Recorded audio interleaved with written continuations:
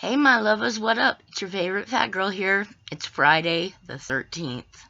Uh-oh. Do. So I wanted to talk to you guys a little bit today about, I got my new camera coming in, and we're super excited about that. When it comes in, I'm going to be able to do a lot more pictures and stuff. Is there anything in particular you guys want to see? I know you guys have said my wrestling collection, which obviously I'll show you that. But anything you want me to vlog on, just let me know. I don't mind sharing my life with you guys. I was going to tell you also that my baby cousin Kimmy had her little baby girl Evie on the 11th. And she brought her over today. They got to come home from the hospital.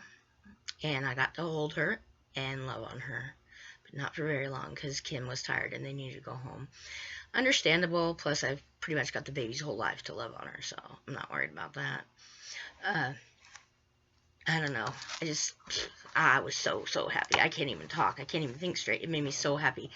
That baby is beautiful. She's almost 10 pounds. Big baby. But they're doing great. Let's see. What else did I get to tell you about? My teeth keep breaking off. I don't know. I've got to try to get into a dentist because it's getting ridiculous. I know they look bad and they hurt. So far I have a February 14th appointment, and that's it. Had to miss the one on Tuesday because my dad had to go to the doctor in Bend, so I didn't really have a way to get there. I could have walked my fat butt down there, but I didn't want to walk in the rain. So I got this Undertaker magazine here, and I was thinking I might read you guys a little bitty article out of it, maybe a little bit every day if you guys are into that. I don't know. I'm going to do it today and see how you guys like it. It came with two posters. Well, it's one poster with two sides, I should say. This is the... Uh-oh. Well, it's taped because we played a trick on my dad and hung it up in Grandma's living room. So that's how that happened. So, okay. Here's the first side. This is the side we hung up in Grandma's living room. I don't know if you can see it very good, but it says, Undertaker, fear the Reaper. You can't see it because of the glare, I know. And then this one is pretty tight, too. I like this one a lot. So, at the end of the video, I'll go ahead and read that stuff to you guys. Let's see. Robbie, I don't know if I told you guys about his bicycle wreck. Not his bicycle wreck. His wreck at the fairgrounds.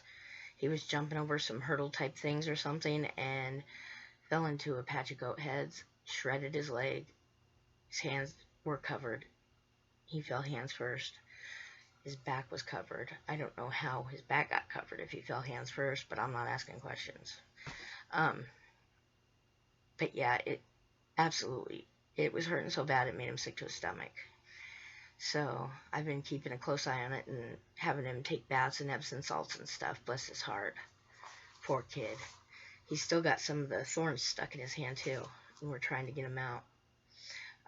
If we don't get him out pretty soon, I'm going to take him to the doctor, maybe see if he can get him out. Or actually, I could try that draw out salve too. Anyway, sorry. Thinking out loud again. Things you don't care about anyway. I'm really having a hard time today because I miss him so much, and it seems like I never ever get to spend any time with him. He's always with his friends, and that's cool, but I know he's a teenager and stuff. I still miss him, and I have every right to miss him. I'm his mom, so I'm going to try to get him to stay the night with me over here one night next week. Well, it'd have to be a Friday or Saturday night, but he has plans, so we'll see. He's always got plans.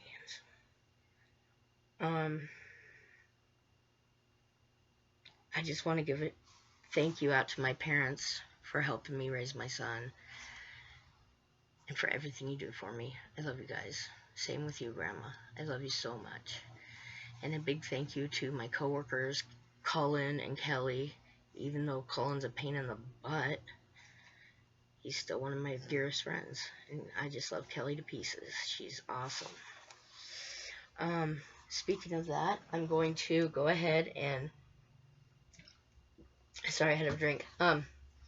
Go ahead and read off the prayer list for today that I have posted on Facebook. Once again, any prayer request you have, just inbox me or leave comment here and I'll get to it, and I'll be sure that it's posted on my Facebook, and will not stop posting it. Like, I'll do it once a day. I do a post in the mornings, and it'll be on there until you tell me to stop, that you no longer need the prayer. I want to pray for Robbie Lee, obviously, for Debbie Nelson, for Cecilia Martinez. I don't know how to say your middle name, and I don't want to butcher it. Amanda and Ricky Toledo, Billy Plunkett, Toyo Yamamoto Jr., I hope I said the name right, Chris Ruff and his girlfriend Brittany Brown, Blake Ratliff, Trey Batson, Tiffany Garner, Katrina Lockridge, Melba Lockridge, and Chris Lockridge. They're really needing a lot of prayer right now. My parents and my grandma. My cousins, Kim, Jason, and the new baby, Buster and Kelly, Ashley, Brittany, and Danny, Rihanna and Eric Rasmussen, Monty Hill, Danessa Santoyo, and Amber McGahee. So if you guys could just give a shout out to them and just let me know if you want to be prayed for, because I don't mind. Okay, so I'm just going to read a little bitty article out of this. I don't know how long it's going to be, but you guys can stop now if you don't want to hear it. I think it's going to be interesting. I've yet to read this, but oh, this is a beautiful picture. Isn't that nice? That's so cool. I'm trying to get it so you guys can see it. That's awesome. Oh, I'll read the caption to this picture. That's Lesnar and Taker. Okay. They at one point in real life were best friends. I don't know if they still are or not. Battleground 7/19 of this year. Brock Lesnar was one F5 away from winning back the WWE Championship when the lights at Battleground went out. When they came back on, Undertaker was waiting for him with a pair of tombstones and plans for WrestleMania revenge. Ooh. Okay. Forever Immortal, The Undertaker. In the quarter century since he first arose at the 1990 Survivor Series, The Undertaker has gone from simply being a WWE superstar to a force of nature, a mysterious spectral figure whose name is spoken in hushed, reverential tones. He has conquered every milestone a superstar could ever hope to reach and passed into the realm of legend. His WrestleMania winning streak alone, 21 straight matches, is a towering feat that will never be equaled. But the dead man is more than just checks in the win column. He is the tolling of the bell, the fog rolling out over the crowd, the flash of the lightning, the whites of the eyes, the furious punishment of the tombstone. He's battled in the middle of an inferno, risen from the grave, and is as comfortable in the devil's playground as he is at WrestleMania. He's the dead man, and his reign is eternal.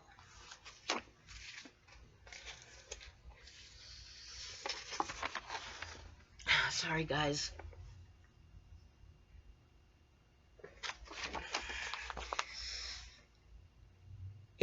Dawn of the Dead Man. In 1990, Undertaker appeared from the mist and plunged headlong into the victory.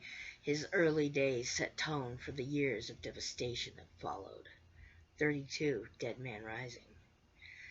Beginning at WrestleMania 7, Undertaker embarked on a winning streak that would etch his name into WWE's Hall of Immortals. 70. Dead Man Eternal. Although the streak may have been broken, Undertaker's will to win is stronger than ever. He returned from defeat to forge an even greater and longer-lasting legacy.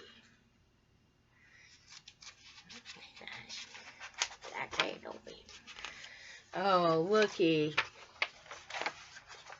It's Taker and Paul Bearer. Beautiful photo. Absolutely awesome. And it says, for much of his early career, Undertaker was managed by the malevolent Paul Bearer. Before managing the dead man, Bearer actually worked in a funeral home. Dawn of the Dead Man. At the 1990 Survivor Series, Undertaker rose up from the mist, an unknown force. He arrived an anomaly, but quickly became a phenom. Can't talk. I hate that. It's like a cage match picture right there. And it is right there. It says, Dead Man's Best. The show of shows isn't the only place where The Undertaker shines. Undertaker and HBK battle in the first Hell in a Cell. Undertaker has cited this match as one of his personal favorites. You know, I really love it when they talk about that, like, because, you know, they always try to put on that they're enemies with everybody, and some of them really do hate each other. I've heard wrestlers call Ric Flair nothing but a crybaby because he cries at the drop of a hat, supposedly. I don't know the man. But yeah, they can get really mean on each other, but I've never once heard anyone say anything mean about Dolph Ziggler. All the guys love working with him. Okay, sorry. Undertaker versus Shawn Michaels. Bad Blood. October 5th, 1997.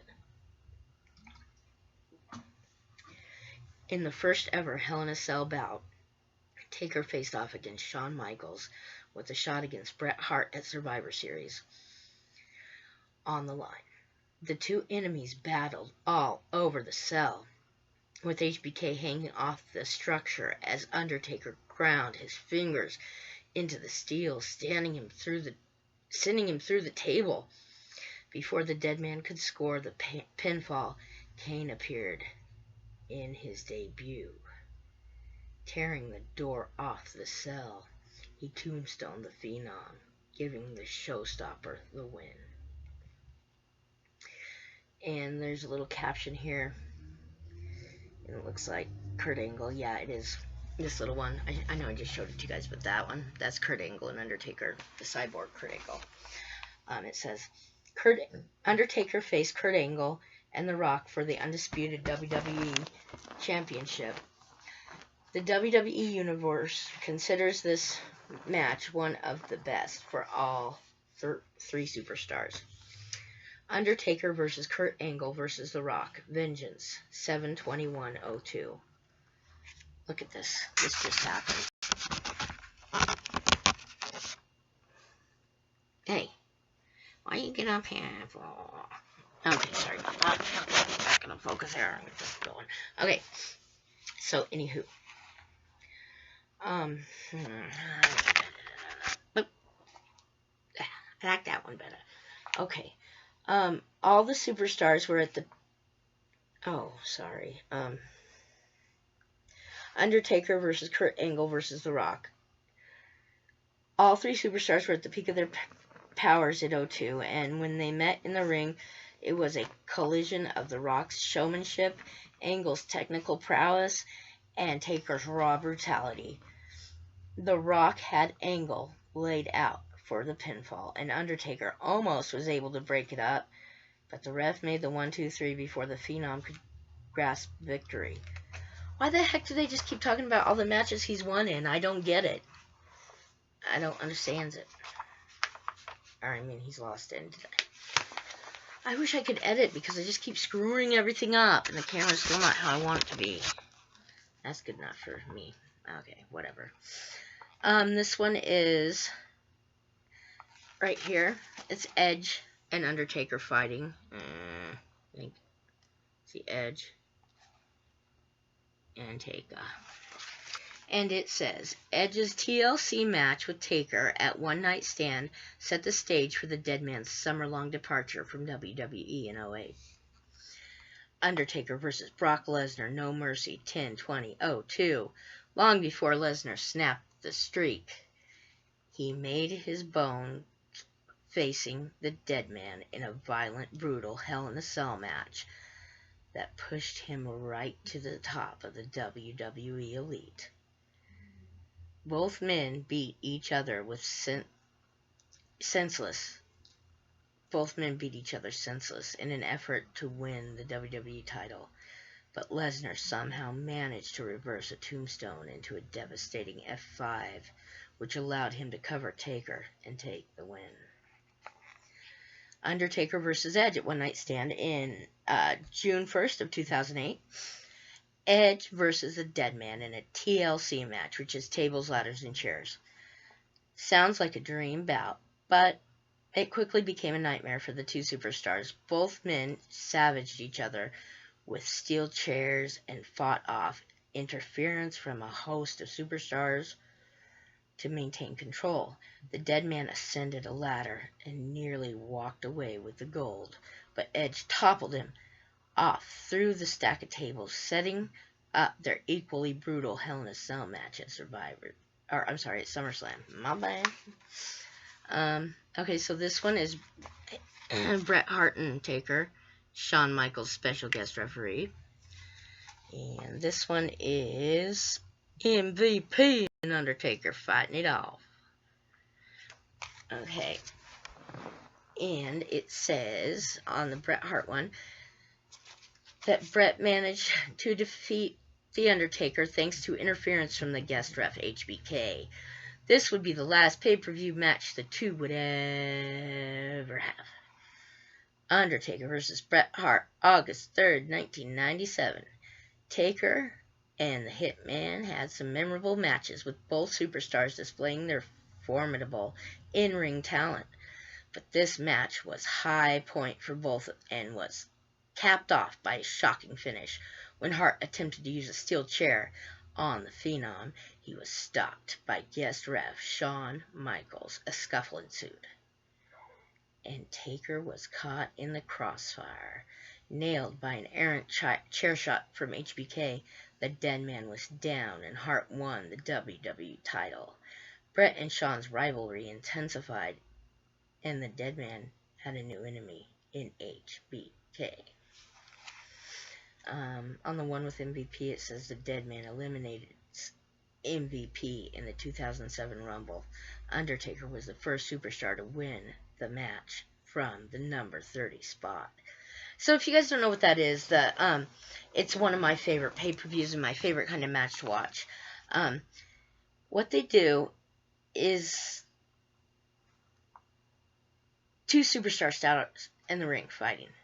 And I think it's every minute, maybe every 3 minutes. I can't remember how long it is. But they start counting down, and another one will come out, and another one will come out, and another one will come out as they just keep every so often. And it's always a surprise. There's always people there that you would not expect to see, people that haven't been on in a long time. And the last one in the ring is the winner. And it's so fun to watch. I get so excited. I scream and I get out of control, guys. Okay. Undertaker wins the Royal Rumble, 1/28/07. For all his accomplishments, the Deadman had never managed to win the 30-man showdown.